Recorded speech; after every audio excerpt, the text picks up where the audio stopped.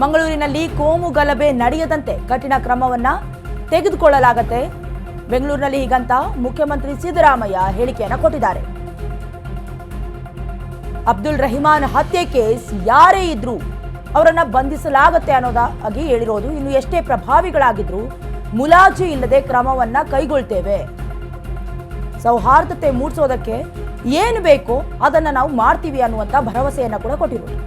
Aunty communal force ರಚನೆ ಬಗ್ಗೆ ಕೂಡ ಚರ್ಚೆಯನ್ನ ಮಾಡ್ತೀವಿ ಅನ್ನೋದನ್ನ ಕೂಡ ಹೇಳಿದ್ದಾರೆ.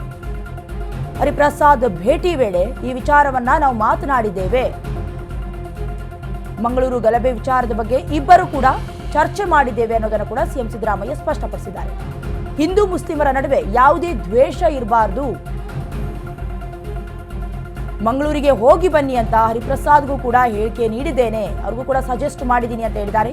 ಅಲ್ಲಿನ ಪರಿಸ್ಥಿತಿ ಹೇಗಿದೆ ಅದನ್ನು ಕೂಡ ಅವಲೋಕಿಸಿ ಅಂತ ಕೂಡ ಅವ್ರಿಗೆ ಸೂಚನೆಯನ್ನ ಕೊಟ್ಟಿದ್ದೀನಿ.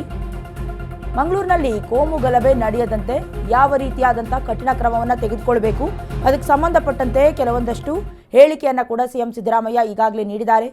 ಅಂದರೆ ಎಷ್ಟೇ ಪ್ರಭಾವಿಗಳಾಗಿದ್ರೂ ಕೂಡ ಅಬ್ದುಲ್ ರಹಿಮಾನ್ ಅವರ ಹತ್ಯೆ ಹಿಂದೆ ಯಾರೇ ಇದ್ರೂ ಕೂಡ ಅವ್ರಿಗೆ ಕಠಿಣ ಶಿಕ್ಷೆಯನ್ನು ಕೊಡಲಾಗುತ್ತೆ.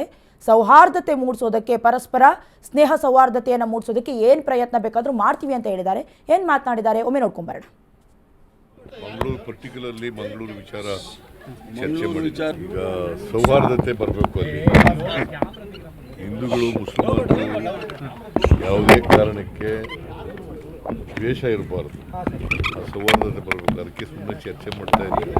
ನಾನು ಹರಿಪ್ರಸಾದ್ಗೆ ನೀನು ಹೋಗಿದ್ದು ಬರ್ರಿ ಮಂಗಳೂರಿಗೆ ನೋಡಪ್ಪ, ಯಾರೇ ಎಷ್ಟೇ ಪ್ರಭಾವಿಗಳಿದ್ರೂ ಕೂಡ ಕಾನೂನು ರೀತಿಯ ಕ್ರಮ ತಗೋತೀವಿ. ಗೊತ್ತಾಯ್ತಾ? ಯಾರು ಕಾನೂನಿಗಿಂತ ದೊಡ್ಡವರಲ್ಲ, ಕಾನೂನೇ ಎಲ್ರಿಗಿಂತ ದೊಡ್ಡದು. ಅದರಿಂದ ಕಾನೂನು ರೀತಿಯ ಕಠಿಣವಾದಂಥ ಕ್ರಮ ತಗೋತೀವಿ. ಮಂಗಳೂರು